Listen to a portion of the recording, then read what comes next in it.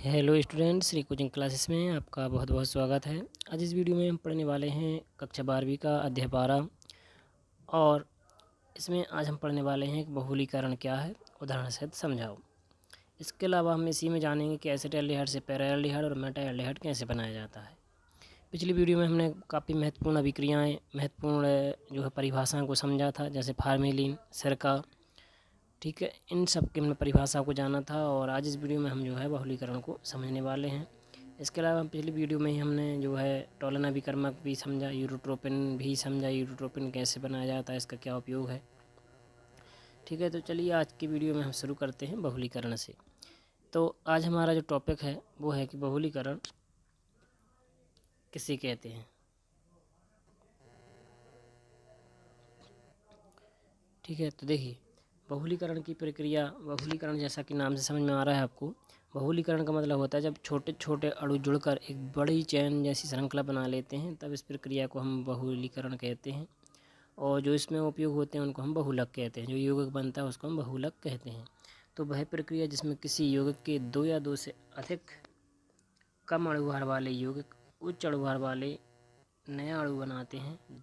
देखिए छोटे छोटे अणु रहते हैं उनका भार कम रहता है, ये छोटे छोटे अणु भार वाले यौगिक जुड़ जुड़कर क्या करते हैं, बड़ा अणु बना लेते हैं, ठीक है। क्या बना लेते हैं, बड़ा अणु बना लेते हैं।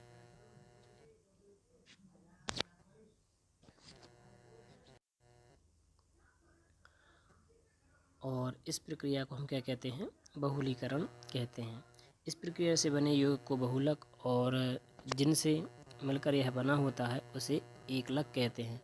मतलब जो छोटी से छोटी इकाई होती है जिससे मिलकर बहुलक बना है, उस इकाई को हम क्या कहते हैं, एकलक कहते हैं। एकलक को इंग्लिश में मोनोमर भी बोला जाता है। मोनोमर मतलब जो सिर्फ एक एकल इकाई से मिलकर बना होता है, ठीक है। उदाहरण के रूप में जैसे कि जब साधारण ताप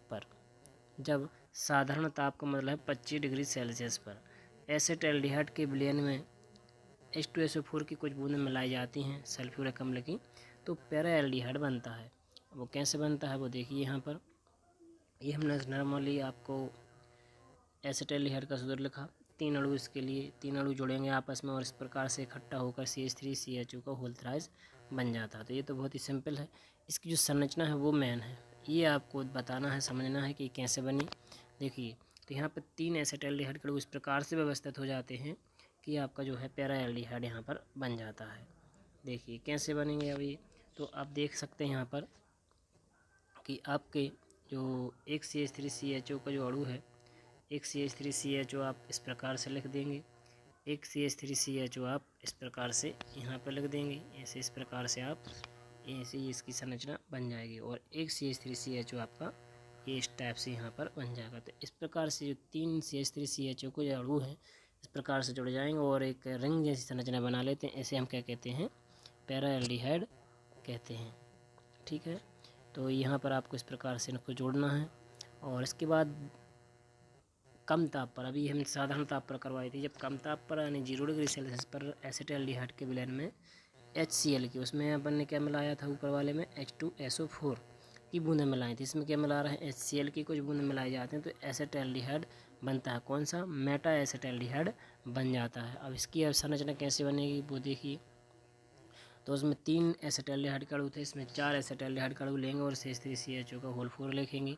इसकी जो संरचना है उस संरचना को आप इस प्रकार से लिखेंगे। यहाँ पर देखिए आपको क्या करना है, 2 CH3CHO को एक सीधे सीधे इसमें रखना है इस टाइप से, ऐसे, ठीक। 2 CH3CHO इस प्रकार से लिखेंगे और जो 2 CH3CHO है उनको आप इस प्रकार से लिखेंगे और इस प्रकार से इनको जोड़ने पर हमारी जो संरचना बनती है वो बन जाती है मेटा एसिटाल्डिहाइड। या ऐसे भी देख सकते हैं आप, CH आपके ये 4 CH जो हैं एक दूसरे के बिल्कुल सीध में है और बीच में आपके ऑक्सीजन फंसे हुए हैं, इनके बगल में आपके चारों कोनों पर 4 CH3 जोड़ना है। इस प्रकार से भी आप इनको याद रख सकते हैं, ठीक है। 4 CH3CHO तो चारों ही उपयोग हो चुके हैं। इसके बाद हमारे नेक्स्ट अभिक्रियाएँ आते हैं। नेक्स्ट प्रश्न आता है कि निम्न अभिक्रियाओं को समझाइए। और यह प्रश्न बहुत इम्पोर्टेंट है क्योंकि ये नाम वाले अभिक्रिया हैं और इनमें से आपकी परखना अभिक्रिया, किलेजन संघनन, केनेजारो अभिक्रिया और बेंजोइन संघनन अभिक्रिया बोर्ड एग्जाम में पूछी जा चुकी हैं, ठीक है। तो हम एक एक करके इनको समझते हैं। देखिए परखना अभिक्रिया में क्या होता है, जब किसी एलिफेटिक अम्ल के, एलिफेटिक अम्ल आप जानते होंगे, जो खुली श्रृंखला वाले अम्ल होते हैं उनको हम बोलते हैं एलिफेटिक अम्ल, जिनमें रिंग वाली संरचना नहीं पाई जाती, जैसे कि बेंजीन रिंग है तो बेंजीन रिंग नहीं पाया जाएगा। तो किसी एलिफेटिक अम्ल के निर्जल लवण और उसी अम्ल के एनहाइड्राइड को एरोमेटिक एल्डिहाइड के साथ, अब यहाँ पर क्या हुआ है, एरोमेटिक एल्डिहाइड यहाँ पर लिया हुआ है। एरोमेटिक एल्डिहाइड का मतलब है कि बेंजीन रिंग वाला संरचना होगी एक, और एल्डिहाइड है इसलिए CH यानी बेंजल्डिहाइड हम यहाँ पर ले सकते हैं।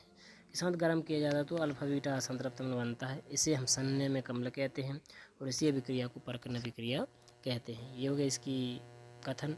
इसी को हम उदाहरण रूप में ऐसा भी लिख सकते हैं कि जब बेंजल्डिहाइड को सोडियम एसीटेट की उपस्थिति में एसिटिक एनहाइड्राइड के साथ गर्म किया जाता है तो अल्फा बीटा असंतृप्त अम्ल बनता है, इसे हम संनिमेक अम्ल कहते हैं, और इस अभिक्रिया को क्या कहते हैं, परकन अभिक्रिया भी कहते हैं। अगर आपको ये कथन याद ना रहे तो ये भी आप उदाहरण वाला भी करके और लिख सकते हैं कि इसे परकन अभिक्रिया कहते हैं, और ये परकन अभिक्रिया में जो है ये लाइन भी चल जाएंगी।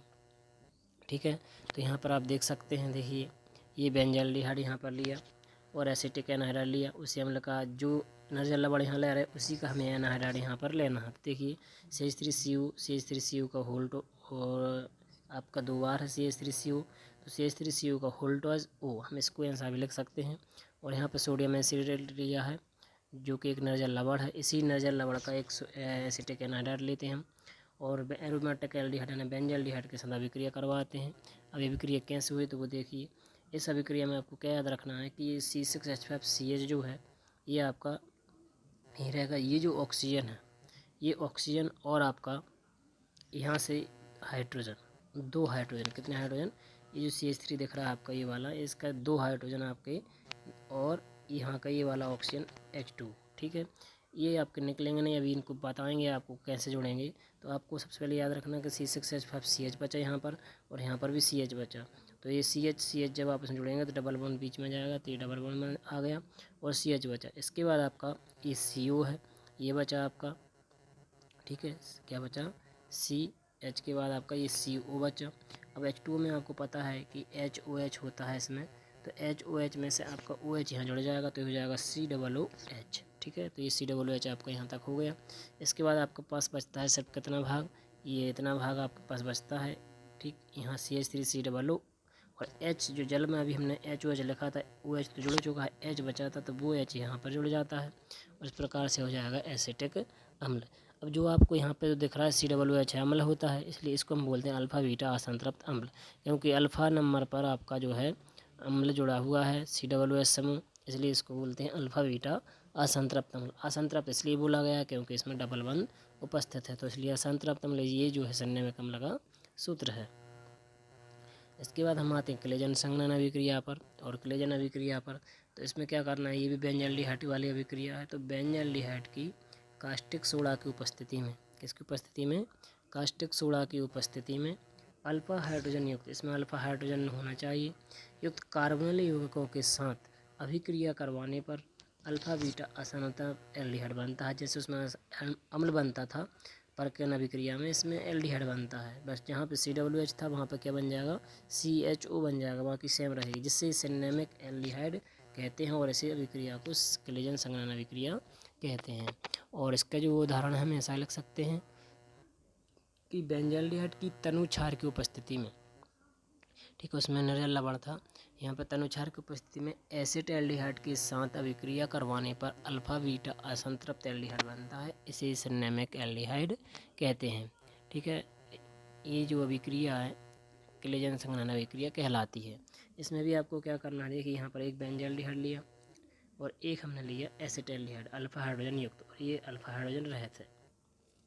जब इनकी अभिक्रिया हम करवाते हैं तो क्या होगा, यहाँ पे C6H5CH आपका ये बचा रहेगा, यहाँ से वही H2 निकलेगा, दो हाइड्रोजन निकलेंगे, और दोनों हाइड्रोजन इस ऑक्सीजन से क्रिया करके H2 बन के बाहर निकल जाएंगे। बचेगा आपके पास सब क्या, यहाँ CH बचेगा और ये CHO, तो CH ये हो जाएगा, और जब ये आपस में जुड़ेंगे तो ये डबल बॉन्ड से जुड़ जाएंगे, और इसी चीज़ को हम क्या बोलते हैं, अल्फा बीटा असंतृप्त एल्डिहाइड कहते हैं, क्योंकि यहाँ पे CHO है इसलिए एल्डिहाइड, यहाँ पे पहले अपरकन अभिक्रिया में अम्ल था इसलिए संनिमेक अम्ल बोल रहे थे। ठीक है, तो ये थी आपकी क्लेजन संघनन अभिक्रिया। इसके बाद हम आते हैं कैनिजारो अभिक्रिया पर, और कैनियारो अभिक्रिया भी बहुत इंपॉर्टेंट अभिक्रिया है, कथन के रूप में भी पूछी जाती है, नाम से भी पूछी जाती है। तो बेंजाइलडिहाइड की NaOH के साथ या ये कहें कि 45% NaOH के साथ अभिक्रिया करवाने पर, बेंजाइलडिहाइड की 45% NaOH के साथ अभिक्रिया करवाने पर एल्डिहाइड का एक अणु अम्ल का लवण बनाता है और दूसरा अणु एल्कोहल में बदल जाता है। तो एक अणु किसमें, लवण में, और दूसरा अणु जो आपका एल्कोहल में बदल जाता है, इसी कैनियारो अभिक्रिया कहते हैं। उदाहरण क्या हो जाएगा, तो बेंजाइलडिहाइड को 45% NaOH के साथ गर्म करने पर बेंजाइल अल्कोहल और सोडियम बेंजोएट बनता है। बेंजाइलडिहाइड लिया यहाँ पर, आप फॉर्मल्डिहाइड भी ले सकते हैं जिनमें अल्फा हाइड्रोजन नहीं होता है। तो 2 अणु लिए यहाँ पर, तो आप ये अभिक्रिया हम आपको पहले भी करवा चुके हैं, आपको याद होगी। तो यहाँ से एक हाइड्रोजन यहाँ मिल जाएगा आपका, तो हो जाएगा C6H5CH2। ठीक है, OH आपको यहाँ से मिल जाएगा, तो C6H5CH2OH। बचे आपके पास क्या, आपके पास बचता है C6H5CO, और इसके अलावा आपका ये OA हो जाएगा, तो हो जाएगा C6H5COO, और ये Na बचेगा। तो इस प्रकार से सोडियम बेंजोएट आपका बन जाएगा। तो ये थी आपकी कैनियारो अभिक्रिया। ठीक है, इसके बाद हमारी आती है बेंजोइन संघनन अभिक्रिया। और संघनन अभिक्रिया में आपको बता दें कि ज़्यादातर अणु जो हैं वो सभी जुड़ जाते हैं आपस में। तो बेंजाइलडिहाइड को एल्कोहलिक केशियन विलयन में अभिकृत करने पर, केशियन विलयन लेते हैं, उसमें इनको मिलाते हैं। ठीक है, अभिकृत करने पर इसके 2 अणु, बेंजाइलडिहाइड के 2 अणु आपस में जुड़कर बेंजोइन यौगिक बनाते हैं, और इस अभिक्रिया को हम बेंजोइन संघनन कहते हैं। तो यहाँ पर 2 बार हम बेंजाइलडिहाइड के अणु लेंगे, और इसमें से होगा क्या, ये जो एक हाइड्रोजन दिख रहा है आपका, ये इस ऑक्सीजन के पास आ जाएगा, और ये हो जाएगा C6H5CHOH। ठीक है, तो ये OH हम ऊपर की तरफ लिख देंगे, क्योंकि जो कीटो समूह है वो बीच में लिखा जाता है, इसलिए इसको जो CO लास्ट में आ रहा है इसको हम पलट के लिख देंगे COC6H5, मतलब पहले CO फिर C6H5। तो COC6H5 बन जाता है। तो एल्कोहल और कीटोन के गुण इसमें रहते हैं। ये हमारा बन जाता है बेंजोइन यौगिक। इसके बाद हमारी आती है नेक्स्ट अभिक्रिया, नोबेनोजल अभिक्रिया। नोबेनोजल अभिक्रिया में आपका